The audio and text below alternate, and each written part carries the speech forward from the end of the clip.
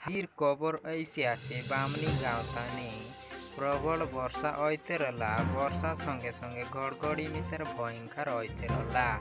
घर द्वार पानी भरी जाई रहला। देखबास वीडियो ताने रोड द्वार सब पानी भरी जाई रहला। 2 घंटा जाको जिमरानी वर्षा होते रहला।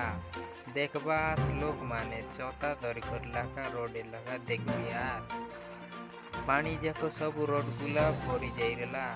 और देखबास घर द्वार मिसर ओधा होते रहला। जी 2 घंटा जाको वर्षा प्रबल होते रहला।